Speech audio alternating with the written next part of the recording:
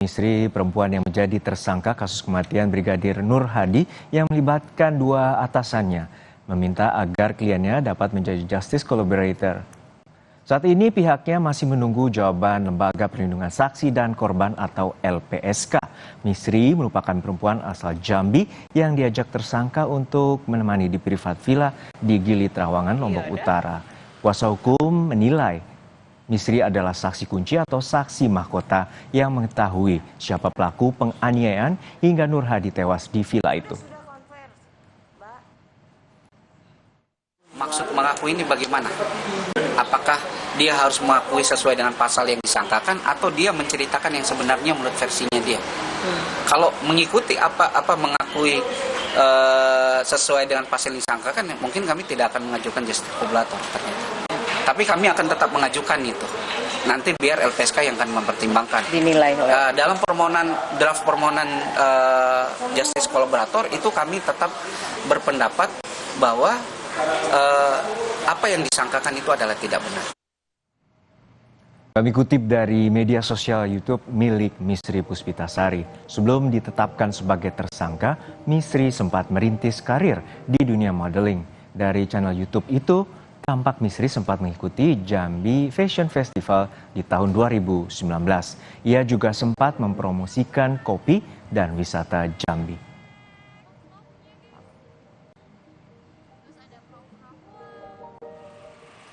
Sementara itu, tim penyidik Mabes Polri turun tangan memeriksa para tersangka di Rutan Polda NTB. Dalam penyelidikannya, seluruh tersangka terindikasi berbohong atas kematian Brigadir Nur Hadi. Akibatnya, polisi kesulitan menentukan siapa pelaku utama pembunuhan Nur Hadi. Menanggapi kecurigaan publik adanya rekayasa penahanan, Polda NTB menegaskan dua perwira polisi yakni YG dan HC benar-benar ditahan di Rutan Polda NTB.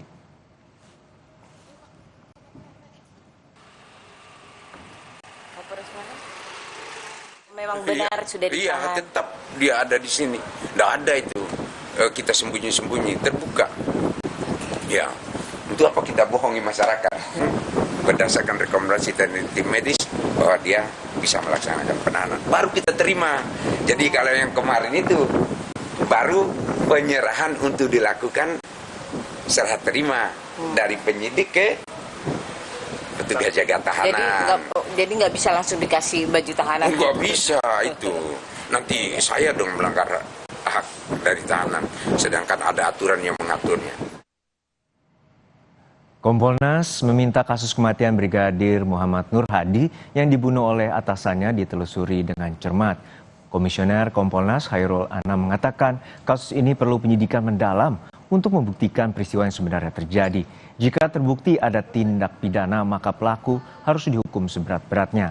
Hal ini guna memberi efek jera dan menghindari kejadian serupa terulang. Ini memang harus dipidana seberat-beratnya. Ada dua dimensi dalam konteks pidana seberat-beratnya. Dimensi pertama adalah pelakunya adalah anggota polisi sendiri. Ya, bagaimanapun juga anggota polisi kita berharap memang tidak melakukan kejahatan karena dia tahu aturan-aturan yang mengatur tidak membolehkan kejahatan sehingga harus ada pemberatan. Yang berikutnya dimensi kedua adalah korbannya juga polisi, di mana negara melakukan investasi banyak untuk membuat sebuah anggota polisi sehingga bisa menjaga kita semua yang nggak boleh dihilangkan begitu saja nyawanya. Sehingga pelakunya harus dihukum seberat-beratnya. Polisi telah menetapkan seorang perempuan Misri menjadi salah satu tersangka dalam kasus kematian seorang polisi yang dibunuh oleh atasannya.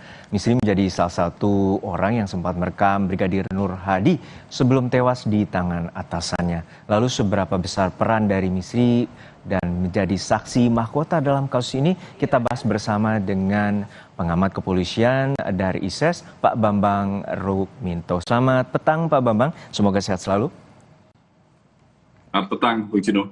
Ya, Pak Bambang, ini kita melihat bahwa ada dua tersangka, yakni juga sebagai perwira polisi dan saat ini sudah di PTDH atau dipecat dan juga ditahan. Namun polisi hingga saat ini belum mengungkap sebenarnya apa motif pembunuhan ini terjadi.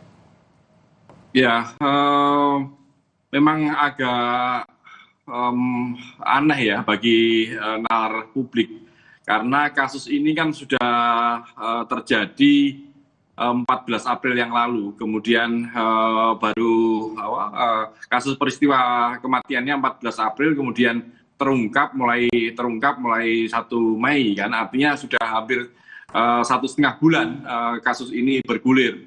Tetapi kepolisian daerah NTB seolah-olah mengulur-ngulur waktu untuk menetapkan para terduga tersangka ini dan menentukan siapa pelaku dari pembunuhan Brigadir Nur Hadi ini. Dalam konteks peristiwa ini ada 2 tersangka dari kepolisian, 1 dari masyarakat sipil. Artinya masyarakat sipil ini memiliki peran yang lemah ya, dan dominasi anggota kepolisian pada masyarakat sipil ini tentu akan sangat mempengaruhi kesaksian-kesaksian, apalagi peran masyarakat sipil ini juga masuk dalam penersangkaan yang disampaikan oleh kepolisian seperti itu. Yeah, apa peran misteri ini, peran masyarakat sipil ini yang harusnya lebih didalami lebih dulu seperti itu untuk membuka kasus ini. Karena kalau tidak nanti akan terus berputar-putar seperti itu. Ya, Pak Bambang, kita mengingat bahwa di tahun 2022 silam, mengingat kasus dari Ferdy Sambo, terkait dengan kasus ini juga kita melihat ada dugaan relasi kuasa karena melihat atasannya ini merupakan seorang Kasubdit Paminal Propam pada saat sebelum dipecat, dan korban merupakan anggota dari Propam sendiri. Anda melihat seperti apa dari kasus ini? Apakah ada unsur dugaan relasi kuasa dan berkaitan dengan jabatan yang dimiliki oleh Kompol Y atau yang menjadi tersangka saat ini? Sangat memungkinkan ya, apalagi dalam proses penyelidikan ini mereka juga diketahui mengkonsumsi obat-obat terlarang seperti itu. Artinya fungsi Propam ini tidak menjalankan fungsinya dengan baik. Antara bawahan dan atasan ini terjadi problem. Dan tidak menutup kemungkinan relasi kuasa dominasi atasan pada bawahan ini sangat kental dalam kasus ini seperti itu. Makanya kalau kemudian di situ ada unsur narkoba, akhirnya muncul asumsi kemana-mana. Apakah ini adalah dalam upaya menutupi jaringan narkoba yang lebih luas atau hanya sekedar kecemburuan saja, karena informasi yang tersampaikan di luar kan ini karena korban meninggal ini melakukan tindakan merayu salah satu tersangka, misalnya seperti itu. Iya. Dan dari temuan dari ahli forensik bahwa korban mengalami luka di bagian leher, kemudian patah tulang juga di bagian leher, luka kepala, punggung hingga bagian kaki. Artinya ada penganiayaan berat di sana, dan dugaan ini juga bisa mengarah ke pasal pembunuhan berencana atau pasal 340. Namun kita melihat bagaimana adanya tersangka dari warga sipil, dan sejauh mana dari kesaksian ini menjadi saksi kunci dan juga dari kuasa hukum tadi bisa menjadikan dia sebagai justice collaborator. Ya, makanya peran masyarakat sipil ini kan sangat lemah dalam konteks penyelidikan kan sangat lemah. Upaya-upaya intimidatif pada saksi itu seringkali dilakukan oleh penyidik kepolisian. Maka peran dari salah satu anggota, salah satu tersangka ini apa itu harus lebih dijelaskan. Apakah ketiga-tiganya melakukan pengeroyokan, misalnya melakukan tindakan kekerasan bersama-sama atau seperti apa, itu yang sebenarnya harus dijelaskan.